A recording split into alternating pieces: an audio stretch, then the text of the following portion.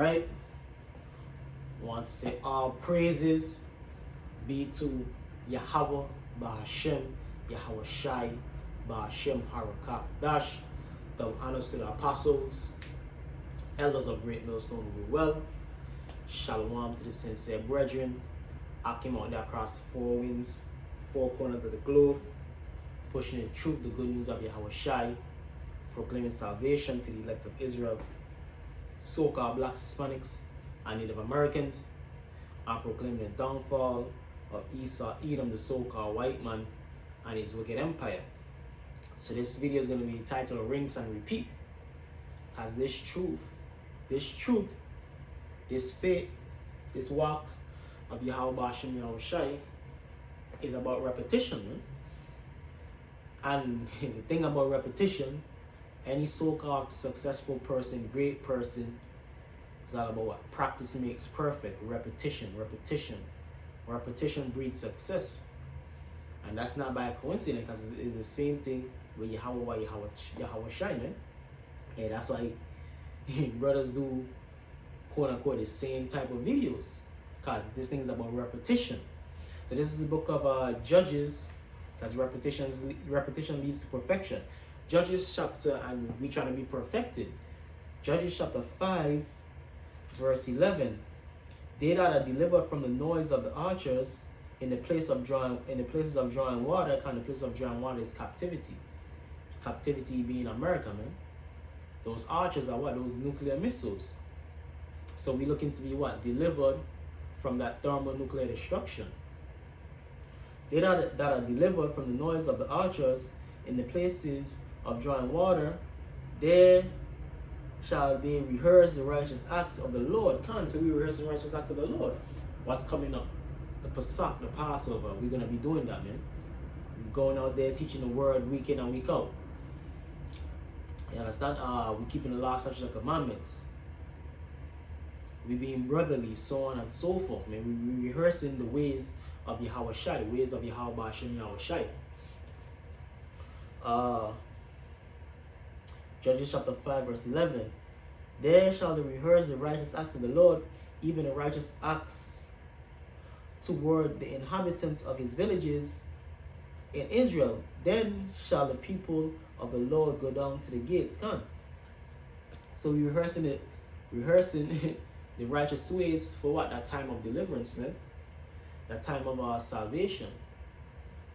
Because what? Hey, repetition makes perfect. And that's with every and anything in life, man. Hey, and there's no coincidence that the Bible repeats itself, man. Many scriptures, the same exact saying, phrasing is found in the New Testament, Old Testament, or in that book and in this book. Hey, Matthew, Mark, Luke, and John, those are the Gospels, and they basically all the same thing, but a different point of view, man. But they all saying the same thing. They're all in agreement. That's not by coincidence. That's not by coincidence, man. That's how the Lord wants it to be. The Lord is a power of what? Repetition, man. Repetition, man. This is the book of Isaiah chapter 28 verse 13. But the word and the Lord has it that way because, hey, through the Spirit, that's how it works, man. To get to perfection, you have to go through the repetition, man. Isaiah chapter 28 verse 13. But the word of the Lord was unto them precept upon precept, precept upon precept. That is said twice, man. Precept upon precept is said twice. Repeat it, man. Letting you know how the scriptures go. This precept, that precept, this precept. You know what I mean? That's how brothers teach. Give me that precept, give me this precept. And the precept is all linking up and agreeing and backing up each other, man. Repeating what each other is saying. Same thing brothers do, man. Brothers camp at the camp, man. Brothers speaking, you know what I mean, is basically different point of views, but coming from the same place. Isaiah chapter 28 verse 13. But the word of the Lord was unto them precept upon precept, precept upon precept, line upon line, line upon line, here a little and there a little, that they might go and fall backward and be broken and snared and taken. So this is this word, man, it hits you again and again and again, man, in in different aspects, man. And if you're not right, you're gonna be cut asunder, man. That's why the scriptures speak about the word being a two-edged sword. It's a two-edged sword. Because what? Hey, the person that's telling you, bringing on the precept, you know what I mean? If we're not right, we could be cut by that same precept that we bringing out, man, through the Spirit.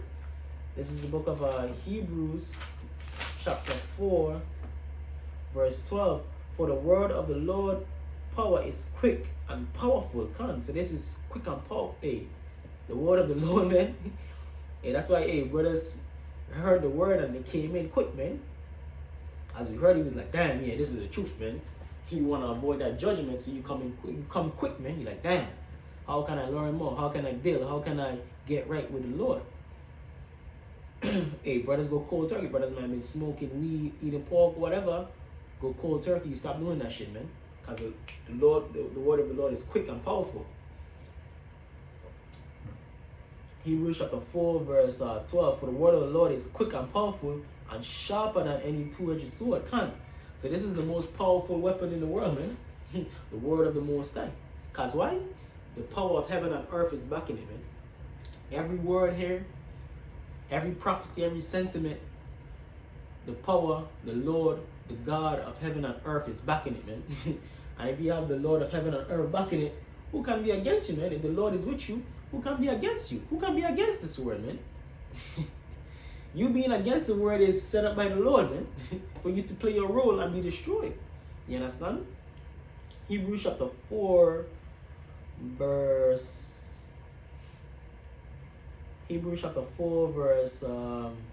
12. For the word of the Lord is quick and powerful and strong, sharper than any two-edged sword, piercing even to the dividing asunder of the soul and spirit, and of the joints and marrow, and is a discerner of the thoughts and intents of the heart.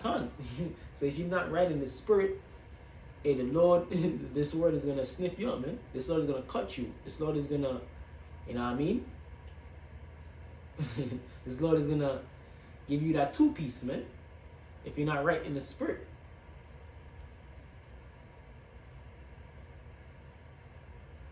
So hey, that's why, hey, even us pushing the truth, pushing the word, we have to be most on point, man. Because we are the example of what righteousness is supposed to be, man. So if we're not right, you give people in the world something to gain sin, man.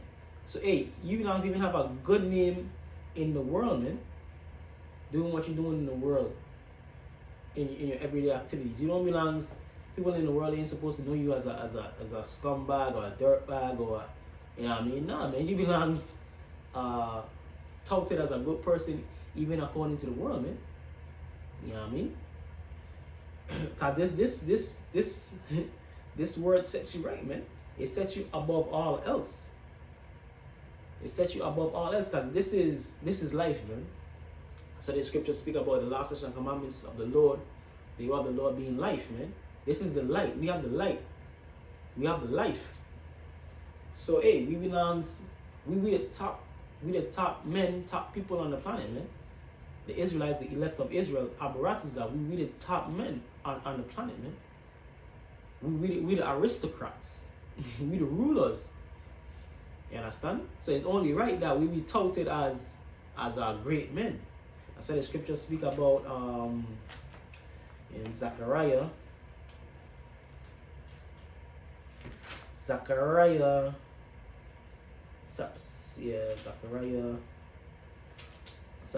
Zephaniah chapter 3 verse 19. Behold, at that time I will undo all that afflict thee. So our captivity is coming to an end. So brothers getting ready to rule, man. Brothers are getting ready to come up. You know what I mean? Because hey, it's always like this, man. Esau and Jacob are inversely proportional, man. If Jacob is ruling, the so-called black, Hispanics, and Native Americans are ruling, Esau have to be on the bottom. And if Edom, the so-called white man, is ruling, the Israelites, you so-called blacks, Hispanics, and Native Americans, you have to be on the bottom. That's just how the that's just how Yahweh Hashem Yahshua created it. That's how the universe works, man. That's how the universe works. If Esau, Edom on top, you Negroes, Latinos, and Native Americans have to be on the bottom, man, and vice versa. You understand? Zephaniah chapter 3, verse 19. Behold, at that time I will undo all that afflict thee, and I will save her that halted, and gather her that was driven out, and I will get them praise and fame in every land where they have been put to shame. So the Lord giving us what? Praise and fame. In every land we will put to shame, man. So we about to come up, man. Through what?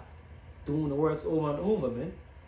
2024, hey, it ain't no different, you know what I mean, so to speak, from when the apostles started pushing it, man. They're doing the same works, man.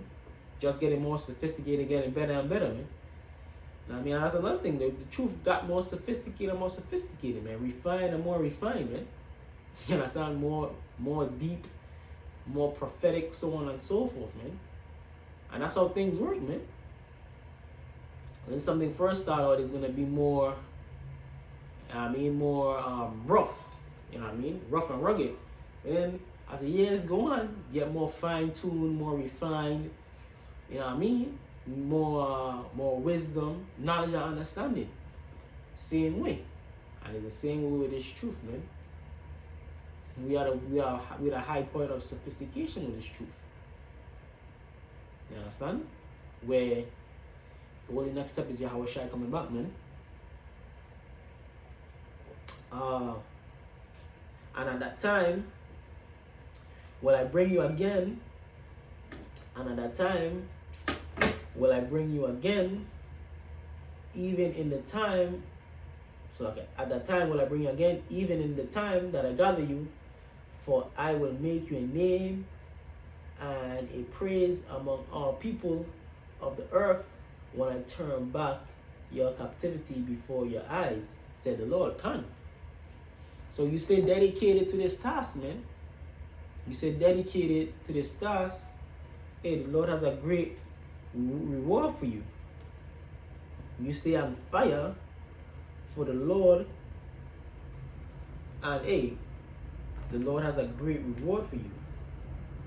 You stay diligent for the Lord has a great reward. This is the book of Revelation chapter 3, verse 15. I know thy works, that thou art neither cold nor hot. I would thou wert cold or hot. So the Lord wants you to be consistent. Consistently a wicked nigga or consistently a righteous Israelite, man.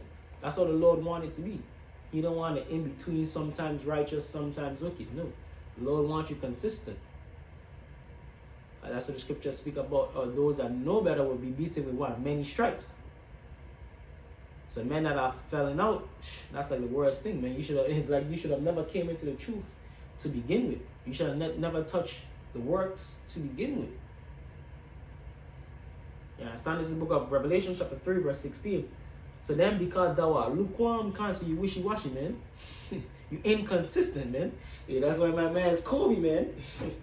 They speak about him being a basketball gun, because he never want to pass the ball. But he said it, man. I don't trust these people, man. I don't trust these ninjas, man. Because, hey, they don't put in the work, man. They're not consistent. He in the gym at 4 a.m. They coming in at 9, 10 a.m., man. You know what I mean? The same way with the Lord, man. The Lord ain't gonna fuck with you if you're not dedicated to this truth, man. You're not out there in the winters, man. You're not out there in the brick cold. You know what I mean? You're not making the sacrifices for the brotherhood, so on and so forth. You understand? Because that's what really, really too, man. Making sacrifices for the brothers and the brotherhood and for the word of the Lord, man. Like I think brothers was talking about today. Sometimes, hey, one of the big sacrifices, especially with these women on the Shabbat, man.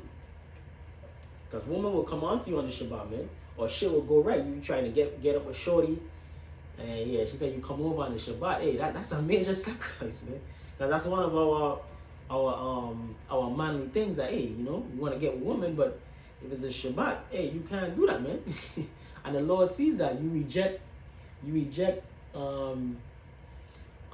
your fleshly wants on the Shabbat. You know what I mean? And that's one of the main ones, man.